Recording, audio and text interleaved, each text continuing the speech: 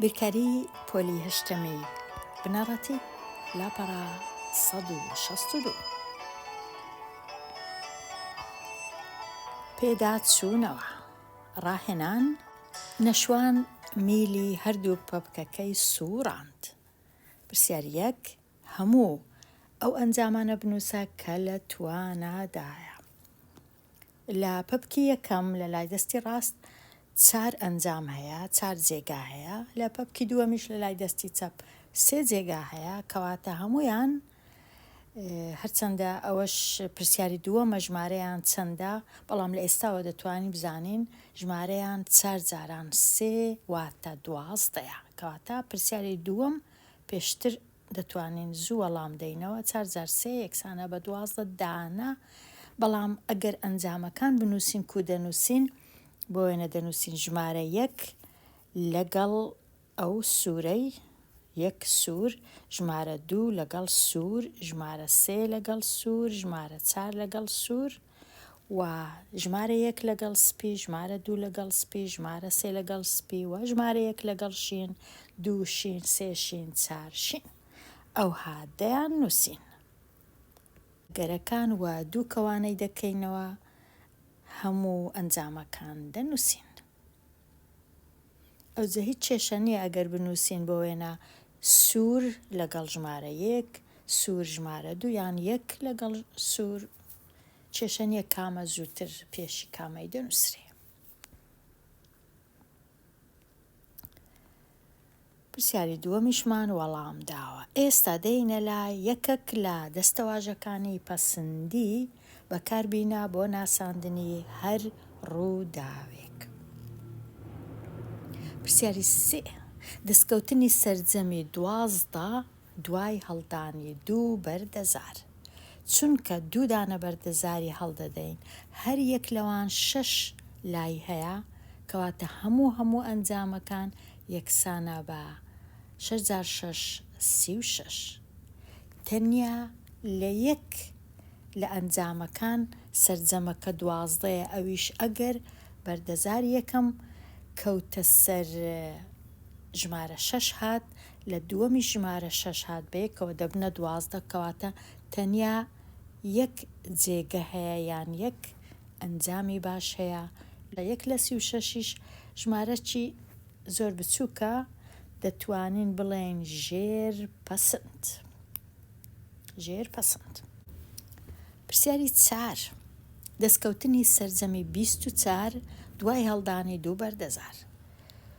هیچ کات 24مان دەست ناکەوی دوای هەڵدانی 2 بەردەزار، چونکە تەنیا گەورەترین ژمارە بەدەستمان بێت 12ەیە سەرجەمەکەی، کەواتە نییە دەرکەوتنی لە 100 کەواتە ئەستەمە. لێرە دەنووسین ئەستەم، وەڵامەکەی ئەستەم.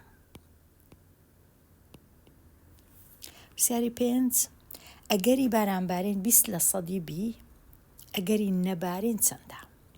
هەمیشە ئەگەر ڕووداوەکان تەواوکەری یەکتری بوون، واتە بە هەردووچیان سەرجەمیان دەکاتە 100. ئەگەر یەکەچیان 20 بوو، ئەویدی دەبی 80 بی. ئەگەری باران بارین 20 لە 100 بی، ئەگەری باران نەبارین 80 لە 100ە، کوزانیمان چونکە 100 کەم 20 یەکسانە بە 80، کاتە ئەگەرەکە 80 لە 100. پرسیاری 6 لە 15 تاقیکردنەوەی بیرکاری ئالان لە 10 تاقیکردنەوەی زیاتر لە 82 نمرەی بەدەستهێنا. ئەگەری تاقیکردنەوەی چەندە کە ئالان لە تاقیکردنەوەی دواتر لە سەرووی 82 نمرە بینی. لێرە هەموو ئەگەرەکان 15 دانە بوو. لەو 15ی 10 دانە لەو 15ی نمرەکانی لە 100 لە 82 نمرە زیاتر بوو، کەواتە ئەگەرەکە 10 لە 15ە. بەڵام نابێوها بەجێ بهێڵین کورتکردنەوە هەیە، هەردوو لای دابەشی 5 دەکەین، یەکسانە بە 2 لە 3. ئەگەری بەدەستهێنانی نمرەی سەرووی 82 یەکسانە بە 2 لەسەر 3. پرسیاری 7. لیژنەی قوتابیان لە 9 کچ و 12 کوڕ پێک دێ. ئەگەر چەندە کە سەرۆشی لیژنە کچ بێ. چەند دانە کچ هەیە؟ 9 دانە کچ هەیە. هەمویان چەندن؟ 9 کۆی دەکەینەوە لەگەڵ 12. 9 12 یەکسانە بە 21. کورتکردنەوە هەیە دابەشی 3 دەکەین سەرە و ژێرە.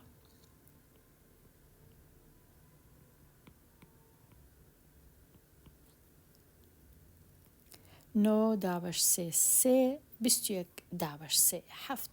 ئەگەرەکە زۆر نییە 3 لە 7 واتە لە نیوەی کەمترە، لە 50% کەمترە ئەگەرەکە.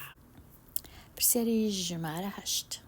پلەدارێکی ڕوونکردنەوەی بۆ خشتەی بەرامبەر دروست بکە. لێرە لە لای ڕاست چەشنمان هەیە لە 5ەوە تا 10، لە لای چەپیش دووبارە بوونەوەیە.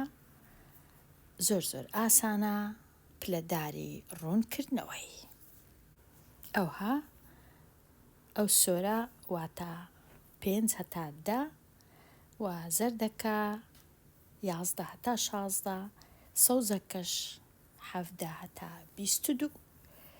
سۆرەکە 4 دانەیە، زەردەکە 7 دانەیە، کەسکەکەش 2 دانەیە. پلەداری ڕوونکردنەوەی.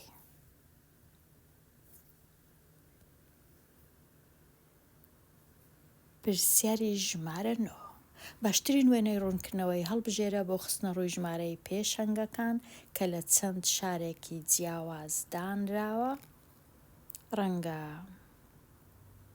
پلەداری ڕوونکردنەوەی بی یان ئەستوونی ڕوونکردنەوەیش بی. پرسیاری 10. ناوەند و ناوەڕاستە و باو و مەودا بدۆزەوە بۆ کۆمەڵە پێدراوەکانی ئەو کۆمەڵەیە کە لێرەیە. پێش هەموو شتێک ڕەنگە باشتر وابی ڕیزیانکەین لە گچکە هەتا گەورە، لە ڕاستەوە لۆ چەپ. ئەمن ئەوها ڕێزم کردن لە 27 هەتا 52.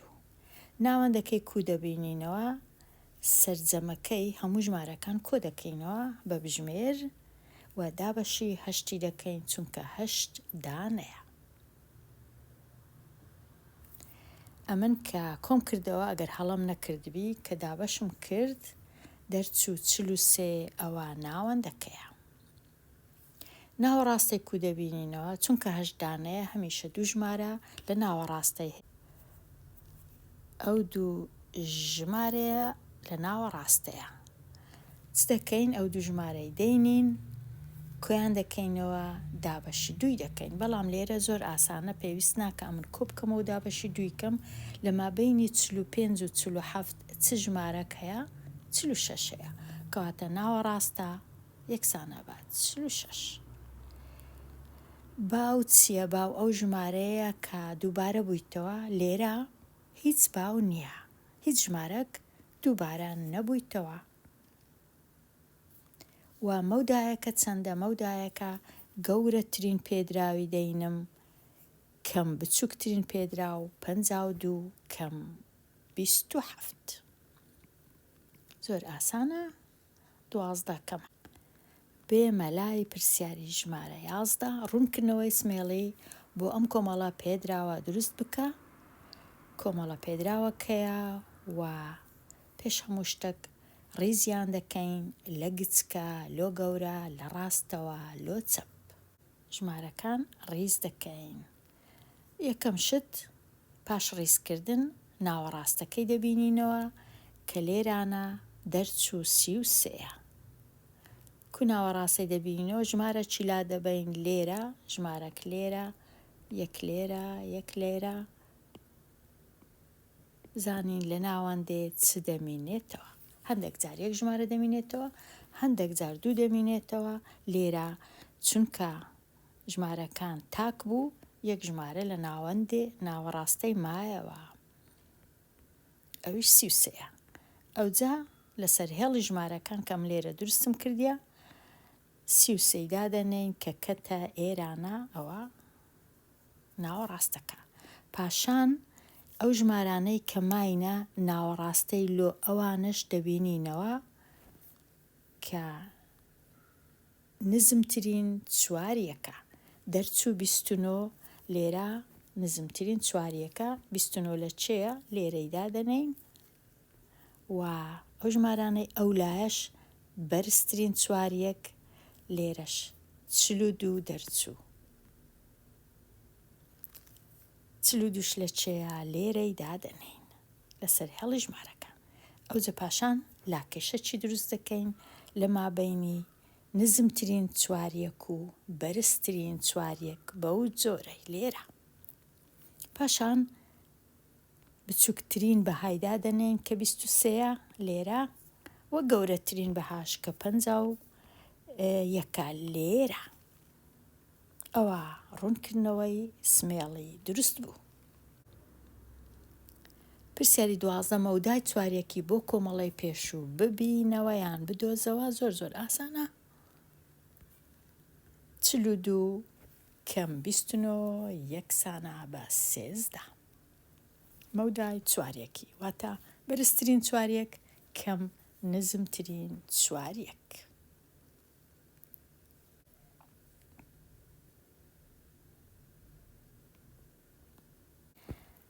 لێرە هەتمە کۆتایی لاپەڕاست 162 هەتاوانەیەکی نوێ هەربژی.